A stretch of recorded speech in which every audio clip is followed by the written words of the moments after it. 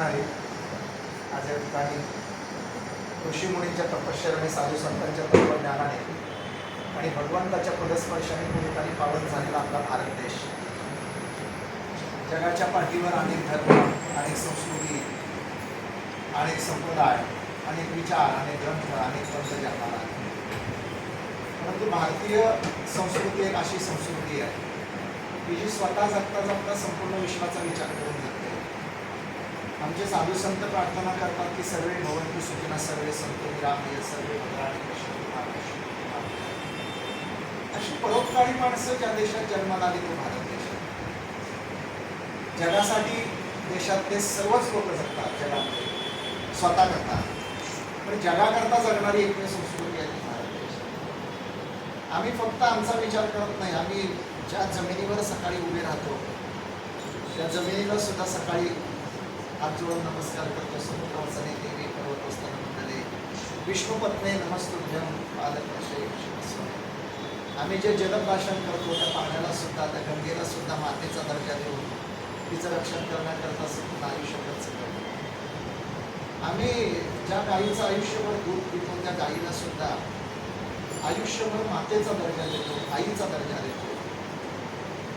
इतर लोक गाईला रोटी बरोबर खातात आणि आपण गाईला रोटी खायला घालतो. हा इतर याच्यामध्ये आपल्याला फरक आहे. या देशामध्ये स्त्रीला लक्ष्मीचा दर्जा आहे, इतर देशांमध्ये स्त्रीला वस्तूचा दर्जा आहे.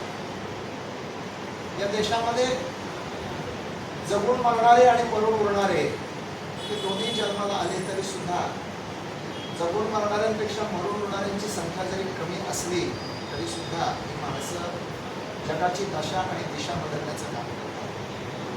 आणि म्हणून जगातल्या 108 तीर्थांपैकी 72 तीर्थ ज्या भूमीत वाहतात ती भारत.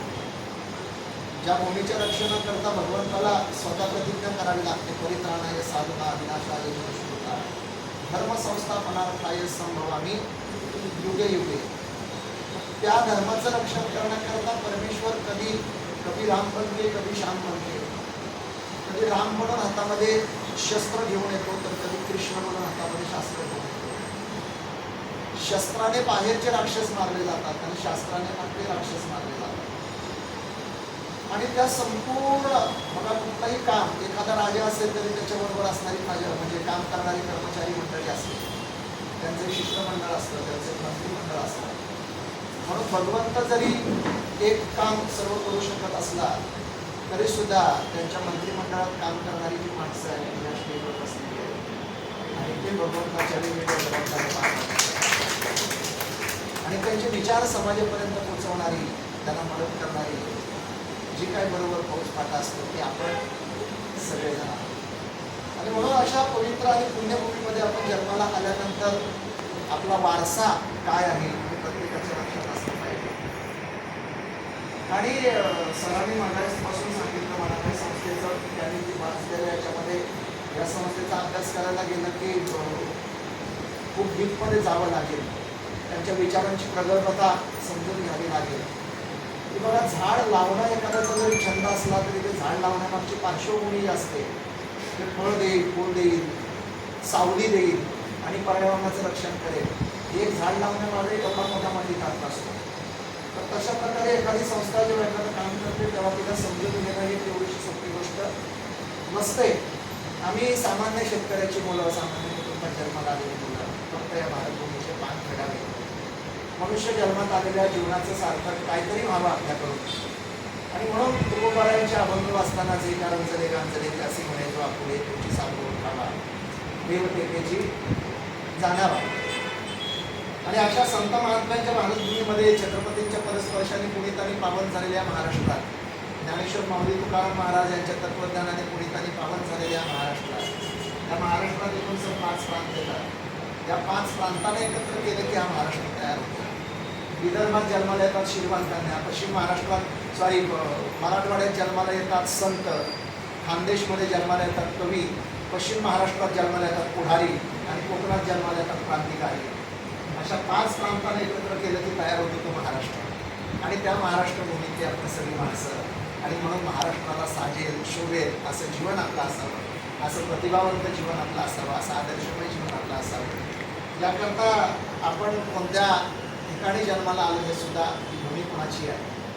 पवित्र ते कुळ पावन तो देश जेथे आईचे दास जन्म घेती. अशी पवित्र भूमी तर महाराष्ट्रातला परशुरामाच्या पदस्पर्शाने पुढील आणि पावन झालेला कोकण, त्या कोकणातून मी आहे. 2008 साली 4 गायींवरनं आम्ही गोशाळा सुरू केली होती. कारण या जगात सांगणाऱ्यांची संख्या भरपूर आहे, आचरण करणाऱ्यांची संख्या भरपूर आहे, बोलणाऱ्यांची संख्या भरपूर आहे, कृतीत आणणाऱ्यांची संख्या कमी आहे. सेवा करा म्हणून खूप लोक सांगतात, पण सेवा करणारे खूप कमी आहे. आणि त्याच्यामध्ये फायदा काय, तोटा काय, नफा काय, याच्यापेक्षा त्या गोष्टीकडे पाहताना आपण आपलं कर्तव्य म्हणून जर पाहिलं, आपण आपलं कार्य म्हणून जर त्याच्याकडे पाहिलं तर खूप काही मोठं काम होऊ शकतं. आणि जीवनात एक गोष्ट लक्षात ठेवा, मोठं व्हायचं आहे तर आपल्यात ते मोठेपण कायमस्वरूपी सोडून द्यायला, पुढं जायचं आहे तर कुणाला मागं वळायचं नाही, झोपून देऊन काम करायचं. आणि लोक चांगली म्हणावीत, लोक आपल्याला शाबासकी द्यावीत म्हणून आयुष्यात कोणतं चालायचं. आपलं कर्तव्य म्हणून जर कोणत्याही कामात आपण झोपून दिलं तर लोकही येतात, समाजही येतो, सगळ्या गोष्टी येतात. आणि आम्ही कीर्तनकार माणसं आहोत सर, आणि नेहमी कीर्तनातून या गोष्टीचा विचार करतो. जसं विद्यापीठामध्ये जगायला शिकवलं जातं, तसं कीर्तनात कशा करता जगावं हे शिकवलं जातं. विद्यापीठामध्ये पैसे कमवण्याचे धडे दिले जात असतील तर कीर्तनामध्ये पैशाचा विनियोग कशा करता करावा हे धडे दिले जातात. विद्यापीठामध्ये मरेपर्यंत जगायला शिकवलं जात असेल तर कीर्तनात मरणोत्तर सुद्धा जगायला शिकवलं जातं. शाळेमध्ये जर आपल्याला बंगला बांधायला शिकवलं जात असेल तर कीर्तनात बंगल्यात सुख शांती आणि समाधान कसं निर्माण करावे हे शिकवलं जातं. शाळेमध्ये आम्हाला जगाची ओळख करून दिली जात असेल पण कीर्तनात पहिली स्वतःची ओळख करून दिली जाते. कीर्तनात आम्हाला शाळेमध्ये आम्हाला पैसा कमवायला शिकवलं जात असेल तर कीर्तनात त्या पैशाचा विनियोग नेमका कशा करता करावा हे शिकवलं जातं. शाळेमध्ये आम्हाला कपडे स्वच्छ ठेवायला शिकवलं जात असेल तर कीर्तनात आम्हाला आपलं अंतःकरण स्वच्छ ठेवायला शिकवलं जातं. शाळेमध्ये इतरांची चरित्र जर आम्हाला शिकवली जात असतील तर कीर्तनात आम्हाला स्वतःचं चारित्र्य शिकवलं जातं. आणि या गोष्टींच्याकडे लक्ष देत असताना आपण कोणती गोष्ट का करावी या सगळ्या गोष्टींची उत्तरं आपल्या जीवनात जर मिळाली तर सगळ्या गोष्टी निश्चितपणे होतात. आपण सर्वजण बरेचसे वास्तुशास्त्रामध्ये विशारद आहेत. त्याच्याबरोबर मी विनंती करेन तुम्हाला, मी अधिकाराने सांगण्या एवढा अर्थ नाही, कुठल्याही गोष्टीकडे तुम्ही बघताना जेव्हा सकारात्मक दृष्टीने पाहता, तुम्ही तुमच्या घरावर, तुमचं घर कसंही असो पण पहिल्यांदा तुम्ही तुमच्या घरावर प्रेम करा. पहिल्यांदा तुम्ही त्या घराकडे बघताना मन देईल अशा तऱ्हेने बघा. काही माणसं मठात राहतात पण त्या मठाला घराचं स्वरूप आणलं, व्यवहाराचं स्वरूप. आणि काही माणसं घरात राहतात पण त्या घराला सुद्धा मंदिराचं स्वरूप आणलं. काही देव न मानणारी देव माणसं तुमच्यासारखी या जगात खूप दिसतात आणि काही देव मानणारी राक्षस माणसं सुद्धा या जगात खूप दिसतात. काहींच्या घरात देवारे खूप मोठे असतात पण त्या ठिकाणी जर तुम्ही पाहिलं तर एक मिनिट सुद्धा तुम्हाला दुसरं आठवतं. काही माणसं निसर्गाला देव मानून चालतात पण त्यांच्या जीवनाकडे बघितलं तर वाटतं सहज त्याचे पाय धरावे. उदाहरणार्थ सिंधुताई सपकाळ असतील, बाबा आमटे असतील, प्रकाश आमटे असतील, अशी माणसं देव न मानणारी पण खऱ्या अर्थाने देव माणूस असणारे, ही वारी न करणारी पण खऱ्या अर्थाने वारकरी आहेत. वारीचा अर्थच नेमका असा आहे, काम क्रोध मदमत्सर न अहंकार या षडविकारांच्यावर नामरूपाच्या शस्त्राने जो वार करतो आणि हृदयातल्या विकारांना वार करून संपवतो तो खरा वारकरी आहे. या मंचावर बसलेले हे माणूस मला असं दिसत नाही की ज्याच्यामध्ये विकारांचे अस्तित्व शिल्लक आहे. आणि म्हणून अशा या लोकांच्या सानिध्यात आज हनुमान जयंतीचा दिवस, आज वास्तविक मला 4 कीर्तन कॅन्सल करावी लागली एक पुरस्कार करता. या ठिकाणी संख्या किती आहे हे महत्त्वाचं नाही, ती असणारी संख्या ही कोणत्या लेवलची आहे जास्त महत्त्वाचं. कार्यक्रमाला माणसं किती आहे त्याच्यापेक्षा त्या माणसांचं वैयक्तिक वैशिष्ट्य काय ते जास्त महत्त्वाचं आहे. पांडव फक्त 5च होते पण 100 कौरवांना ते हरवू शकत होते. म्हणून गर्दी किती आहे याच्यापेक्षा गर्दी किती आहे हे जास्त महत्त्वाचं आहे. आणि एक एक माणूस हा एक एक 1000 लोकांच्या पेक्षाही मोठा आपण या ठिकाणी बसवलेला आहे. गर्दी आणायला काही 2-4 गाड्या पाठवल्या असत्या, आगे बढो हम तुम्हारे साथ है, आगे बढो हम तुम्हारे साथ है, सगळ्या महिला येऊन बसल्या असत्या. नंतर जाताना गेटवर भांडण केले असते, तरी 500 ठरवले 300 देता काय ते म्हणले असे 3 तासासाठी बोलवलं होतं तुम्हाला, 10ला बोलवलं तुम्ही 12 वाजता आलात, 500 ठरवले 300. राजकारण्यांचं काम झालं. आपल्याला कुठला दिखावा किंवा कुठला काय नाही, या संस्थेचा उद्देश जो आहे तो कीर्तिवंत आम्ही गौरविले ही पाठीवरती हात मारण्यासाठी. आणि 2004ला 8ला आम्ही जेव्हा पहिल्यांदा गोशाळा सुरू केली तेव्हा उद्देश एकच होता की कोकणाच्या धर्तीवर एकही गाय कत्तलखान्याकडे जाऊ नये, अपघातात जखमी झालेल्या गायीला रस्त्यावर तसंच तडफडत राहू नये. जिने आम्हाला दूध दिलं, जिने आईच्या अगोदर 3 दिवस आम्हाला, आईच्या अंगावर तर 3ऱ्या दिवसानंतर दूध येतं, पण जितका आईच्या अगोदर जिला आम्ही जी आम्हाला स्तनपान करते आणि जन्मल्यापासून म्हणजे आईच्या गर्भात असल्यापासून वर्ष श्राद्धापर्यंत जिच्या सगळ्या गोष्टी आम्हाला कामी येतात, त्या गाईला आई म्हणणारी लोक या जगात भरपूर आहेत, त्या गाईवर लेक्चर देणारी लोक या जगात भरपूर आहेत, त्या गाईबद्दल बोलणारी लोक या जगात भरपूर आहेत. मला गाईबद्दल काय फार ज्ञान नाही, काय फार सांगू शकत नाही, मी काय फार वैज्ञानिक नाही आहे, मी एक सामान्य शेतकऱ्याचा मुलगा आहे. पण त्या गाईने जे दिलं कोकरे महाराजांना, आजपर्यंत तुमच्या समोरची ओळख आहे ती फक्त आणि फक्त माझ्या गाईमुळे आहे, ती फक्त आणि फक्त तुम्ही सगळे जोडले असाल. आईसाहेबांसारखी व्यक्ती, माझी आई तर आत्ता गेली, आणि या व्यक्तीकडे बघितल्यानंतर वाटतं की आई गेल्यानंतर एक आई कशी असेल ती भगवंताने आई गेली. माझी आई तर आत्ताच गेली नोव्हेंबरमध्ये. असो जगात उपजेते नासे, नासे ते पुनरंगी दिसे, ते घटिका यंत्र जैसे परिभ्रमेगा. त्या उपजला प्राणी नर आहे संसारी, पैसाला शेजारी काळ उषा. जीवनात आपण किती दिवस जगलो हे महत्त्वाचं नाही, तर कसं जगलो हे जास्त महत्त्वाचं आहे. सुरुवात चांगली झालेल्या माणसांचा म्हणजे कष्टाने उभे राहिला तर सुरुवात कठीण होईल आणि शेवट चांगला होईल, आणि वाममार्गाने संपत्ती कमवली तर सुरुवात चांगली होईल आणि शेवट कठीण होईल. आणि म्हणून आपण राम पाहिला, कृष्ण पाहिला, चतुर्युगाचा आपण थोडा सारांश घेऊन अभ्यास केला. या 4 युगामध्ये सर्व काही असणारी माणसं लयाला गेली आणि काहीच नसणारी माणसं आजही जिवंत आहे. रावणाकडे सर्व काही असताना आज त्याचं एक देऊळ नाही, आज त्याच्या नावाने भजन नाही, पण शबरीकडे काहीच नसताना सुद्धा आज तिची मंदिर आहे, आज तिचं रामायणात अस्तित्व आहे. कंसाकडे सगळं काही असताना आज कुठंच काही अस्तित्व शिल्लक नाही, आणि विदुर काकांच्याकडे काहीच नसताना सुद्धा आज समाजात विदुर पूजला जातो. पैसे येतात, पैसे जातात, संपत्ती येते, संपत्ती जाते, सगळं काय होतं, पण त्याच्यामध्ये आपण भान ठेवून जगलं पाहिजे. एक दिवस या जगातनं 100 एकर जमीनचा मालक जरी गेला तरी जाताना 3.5 हात टप्पन करायला स्वतःच्या सातबारावरची मिळत नाही. करोड रुपये बँकेत असणारा माणूस जरी गेला तरी जाताना धन पेरायला 100 रुपये खिशात घेत नाही. सोन्याच्या महालात राहणारा माणूस जरी गेला तरी सुद्धा जाताना त्याला त्या बंगल्यात त्याचा अंत्यसंस्कार केला जात नाही. चतुरंग समाज बरोबर असतो, पण चितेवर आपल्याला एकट्यालाच जाळावं लागतं, कापणारा नसतो खिसा. आज सोन्याच्या तांब्याने पाणी पित असलो तरी जाताना मातीचं मडकच आपल्याबरोबर असणार आहे. आज रेमंडचे ब्रँडेड कपडे अंगावर परिधान करत असलो तरी जाताना 125 रुपयाचं मांजर पण कापडच आपल्यावर अंगावर असणार आहे. आज एवढ्या जाड गादीवर चंदनाच्या पलगावर जरी आपण झोपत असलो तरी जाताना 2 उभे बांबू, 7 आडव्या कामत्यात 3 पेंड्याची गादी आपल्या बरोबर असणार आहे. आज आपण कितीही लोकांना ओढून दाखवण्याकरता आज सासऱ्याने जर 1.5 तोळ्याची चेन घातली तर लोक 3 बटणं उडी ठेवून चालत असतात. तर ज्यांच्याकडे आहे ते कधी दाखवत नाहीत, ते नाही ते दाखवल्याशिवाय राहत नाही. मोठी माणसं ही विचाराने मोठी असतात, ही मनाने मोठी असतात, ही अंतःकरणाने मोठी असतात. आता मी बाकी काय नाही, आता समोर माझ्या 2-3 डॉक्टर बसलेले आहेत, त्याही 5-25 तोळे सोनं जमवू शकतात, अंगावर घालून देऊ शकतात, पण नाही, त्यांनी एकच प्रसिद्धी दिली की या जगात फक्त आणि फक्त माझ्या विचारानं सोन्यासारखं मानते कारण ते सोडून. आणि म्हणून ते 4 गाडीवर सुरू झालेल्या गोशाळेमध्ये अनेक अडचणी आल्या, अनेक लोकांनी अनेक वेळेला त्रास दिले. गेल्या वर्षभरात 5 उपोषणं करावी लागली, पण तेव्हा सर मला एक सुरेश भटांच्या कवितेने माझ्या जीवनाला खूप मोठा आधार दिला. तेव्हा ताईच्या डोळ्यात पाणी आलं.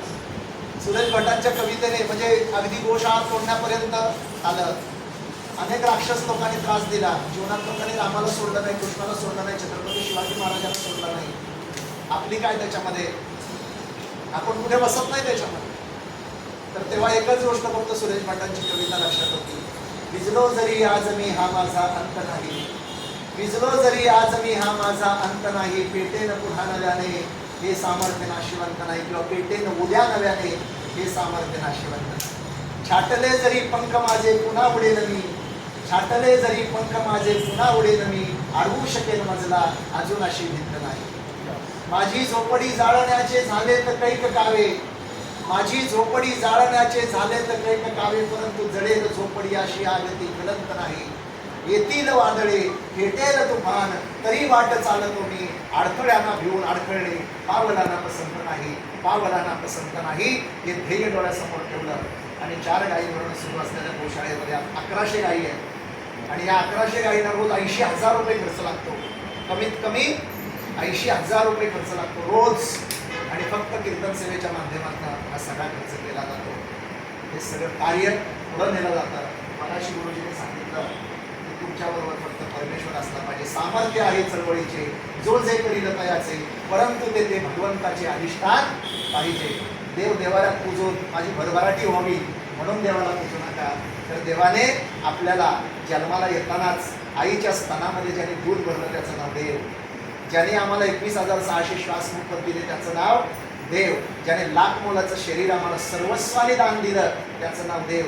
दादा चष्मे अनेक बदलतो, डोळे तेच आहेत, चपला अनेक बदलतो, पाय तेच आहेत, कपडे अनेक बदलतो, शरीर तेच आहे. आता त्या शरीराची काही लोकांना जगता आलं नाही म्हणून वाट लावली, तो भाग वेगळा. मगाशी सर बोलत होते ना, ताई बोलल्या आई साहेब आमच्या की निसर्गावर प्रेम करा. त्यांनी शुद्ध हवा दिली होती, आपण अशुद्ध केली. त्यांनी शुद्ध पाणी दिलं होतं, आपण अशुद्ध केलं. त्यांनी हिरवागार निसर्ग दिला होता, तिथे आम्ही सिमेंटची जंगलं बांधली. आपण खताचं खा आणि लवकर जा हे आपणच आणलं सगळं. की आपण प्रगतीच्या नावावर अधोगतीच्या दिशेने कधी निघालो हे आपल्यालाच कळलं नाही. आणि पैसा हा सर्वस्व नाही. जगण्याकरता पैसा लागतो हे बरोबर आहे, पण पैशाकरता जगणारी माणसं ही आयुष्यात कधीच जगण्याचा आनंद घेत नाही. पैशाकरता जगणारी माणसं आयुष्यात कधी सुखी होऊ शकत नाही आणि जगण्याकरता पैसा वापरणारी माणसं आयुष्यात कधी दुःखी होऊ शकत नाही. आणि असं करताना छोटं छोटं काम दरमजल करत गेलो आणि हळूहळू 1100 गायींची गोशाळा उभी राहिली.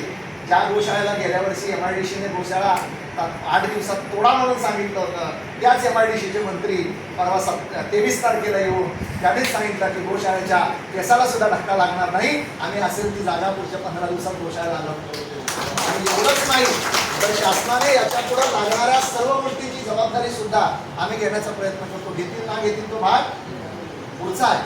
पण हे काम जेव्हा करत असताना आपण निष्काम भावनेने करतो तेव्हा त्रास होतोच. आणि एक लक्षात ठेवा, जीवनामध्ये परिश्रमाशिवाय मिळालेल्या सुखाचा आनंद कधीच नसतो.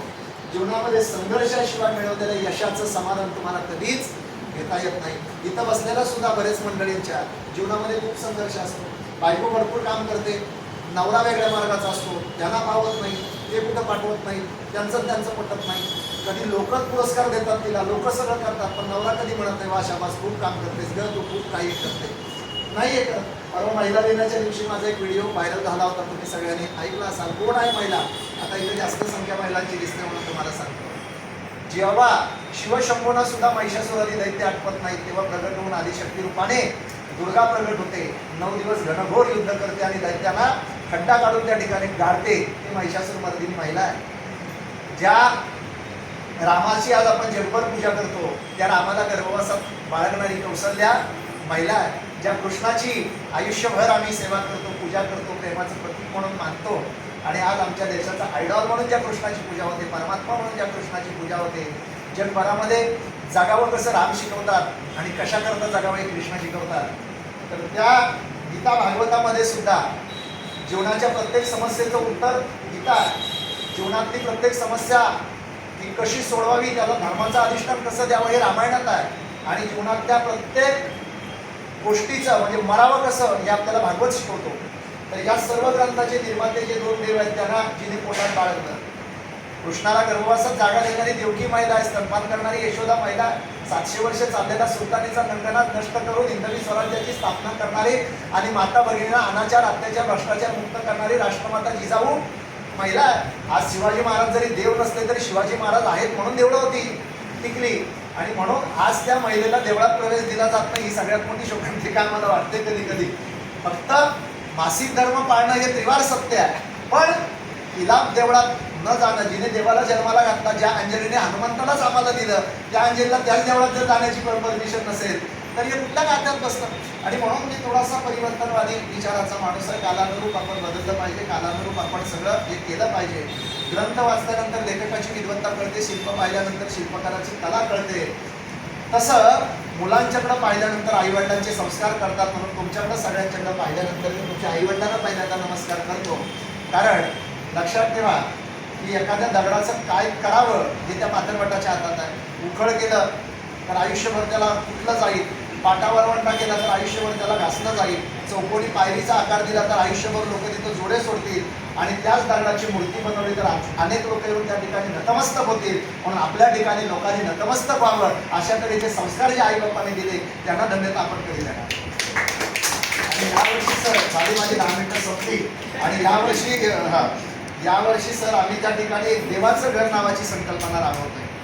देवाचं घर म्हणजे गायीनं तर आपली आई आहे म्हणून सगळेच जण चारा घालतात, पण जगात असेही काही जीव आहेत ज्यांच्यावर माणसांमुळे वाईट दिवस आले, वाहनांमुळे त्यांचे ॲक्सिडेंट होतात किंवा काही ठिकाणी ते जखमी होतात, अपघात होतो, कोण उचलत नाही, मग कुत्रा असेल, गाढव असेल, इतर पशुपक्षी असतील, काही ठिकाणी फास लावला जातो, एखाद्या पक्षाचं कोणतं तुटतं पण तो जिवंत असतो. तर अशा जीवांसाठी काहीतरी आपल्याकडनं सेवा व्हावी, आणि म्हणून त्या ठिकाणी देवाचं घर नावाची आपण एक संकल्पना राबवतो. त्याला देवाचं घर का नाव दिलं आपण, तर ज्याचं या जगात कोण नाही त्याला फक्त परमेश्वर असू शकतो. असा कुठलाही जीव तुम्ही आमच्याकडे आणून दिला तर शेवटपर्यंत त्याची आपल्या लेकराप्रमाणे सेवा त्या ठिकाणी केली जाईल, आणि त्याचं बांधकाम सुद्धा आता सुरू आहे. तसंच यावर्षी आईसाहेब आपण एक निराधार लोकांसाठी, जे रस्त्यावर भटकणारे असतील, ज्यांचे आईवडील नसतील, आणि दुसरी गोष्ट ज्या लोकांना वैदिक सनातन शिक्षण घ्यायचं मुलांना, स्वामी विवेकानंदांनी सांगितलं होतं मला फक्त या देशातले 100 युवक द्या, मी तुम्हाला स्वतंत्र देईन. तर तसे 100 युवक चांगल्या संस्काराचे मिळणं गरजेचं आहे. आज युवक याचा अर्थच हरवला. यु म्हणजे युधिष्ठिर, व म्हणजे वशिष्ठ, क म्हणजे कर्ण. या चारही गोष्टीला एकत्र केल्या. वशिष्ठासारखा ज्ञानी, युधिष्ठिरासारखा प्रशासक आणि कर्णासारखा उदार, असं ज्याचे चरित्र आहे त्याला युवक म्हणावं. तर ते युवक आज समाजातनं हरपले. आजचे युवक आपल्याला भेटतात, वरातीला भेटतात, मिरवणुकीला, हा. आणि असं तिकडे काय बोलायचं नाही, त्याच्यावर काहीतरी आपण स्पेशल बोलू. तर या सगळ्या गोष्टीमध्ये आपण किती वेळ बोललो याच्यापेक्षा काय बोललो हे जास्त महत्त्वाचं आहे, म्हणून तुम्हाला जेवढं अगदी अतिशय महत्त्वाचं आहे तेवढंच देईल.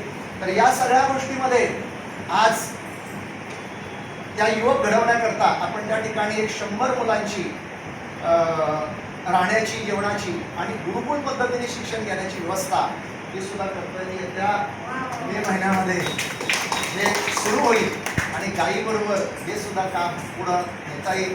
आज या ठिकाणी माझ्याबरोबर आलेले माझे परम आदरणीय, माझ्या मोठ्या भावासारखे माझ्यावर प्रेम करणारे, ज्या ज्या वेळेला गोशाळा अडचणीत येईल त्या त्या वेळेला आर्थिक सपोर्ट करणारे आमचे हरीश भाऊ घाडगे, हे घाडगे ट्रॅव्हल्स जे पुण्यामध्ये आहे, 250पेक्षा जास्त गाड्या आज त्यांच्या पुण्यामध्ये ते मुंबई सिटीमध्ये धावतात.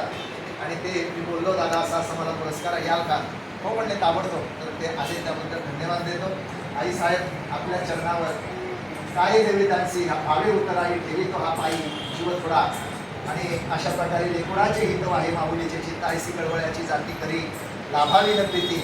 तर आपलं माऊलीच्या हृदयाचा अंतःकरण आहे. दादांसारखे अगदी श्रावणबाळ कसा असावा, मुलगा कसा असावा हे ज्यांच्याकडनं शिकलं जावं, ते आमचे योगेश दादा, हे सुद्धा ज्या ज्या वेळेला आईची इच्छा जिथं जायची होते तिथं श्रावणबाळ जसा काशी यात्रेला आपल्या आईवडिलांना घेऊन निघाला, तसं तसं आईला जिथं जायचं असेल तिथं ते पोचवतात. आणि त्याबद्दल मी त्यांचेही आभार व्यक्त करतो. संस्थेचे आयोजक मला तर राणे साहेबांनी मला अनेक वेळेला फोन केले, विचारलं, प्रत्येक गोष्टी हे केल्या, मी तेवढा मोठा नाही, पण मी या संस्थेचं आयुष्यभर उभी राहील. ज्या ज्या वेळेला मला ज्या ज्या ठिकाणी कुठेही तुम्ही भाषणासाठी, लेक्चरसाठी बोलवाल त्या त्या वेळेला मी नक्की येईल. आणि आपल्याकडं जर कोण असा अनाथ असेल, निराधार असेल, त्याची चूल पेटत नाही असं असेल तर तुम्ही तेही आम्हाला सांगा. आणि कोरोनाच्या काळामध्ये लोकांची काही मुलं बाळं नव्हती, सांभाळायला कोण नव्हतं आणि बघायलाही कोण नव्हतं, तेव्हा आईवडिलांनी मी तुम्हाला बोललो नाही का, तर ह्या मला ओरडतील की तुला बाई सांभाळताना एवढी कष्ट होते, तू बाकीचं कशाला करत बसतात. ज्या माणसाची विजलेली चूल आहे ना, ती पेटवण्याचा आनंद आहे ना, तो दुसरा कुठंच नाही दादा. गरिबाच्या चेहऱ्यावरचा हसू हे आपल्यासाठी सगळ्यात मोठं कार्य आहे, लक्षात ठेवा, सगळ्यात मोठं पुण्याईचं काम आहे. आणि म्हणून कोरोनाच्या काळामध्ये आपण एक 50-60 लोकांच्या याद्या आल्या आमच्याकडे की महाराज ह्या लोकांची चूल पेटणं मुश्किल झालं आहे. आणि म्हणून कोरोनाच्या काळामध्ये इतर कीर्तनकारांना कंपनीत कामाला जावं लागत होतं, पण कोकणे महाराजांवर एवढी ईश्वराने कृपा केली की 17 ट्रक धान्य वाटण्याचा योग या हाताने आला. आणि ते देणारे तुमच्यासारखे लोक होते. आणि तेव्हापासून आपण काही लोकांना जिन्नस पुरवायला सुरुवात केली घरच्या घरी. काही आजी आहेत, आजोबा आहेत, कोण एक एकच आहे, कोणाला कोण बघणारं नाही, काही अपंग आहेत, दोघं नवरा बायको, कामं बंद होती सगळी. मात्र 72 कुटुंबांना आजही कोकण महाराजांच्या वतीने म्हणजे संस्थेच्या वतीने महिन्याचा 3,500चा जिन्नस 72 कुटुंबांना दर महिन्याला दिला जातो. असं 500 वर्ष आहे 19 पासून.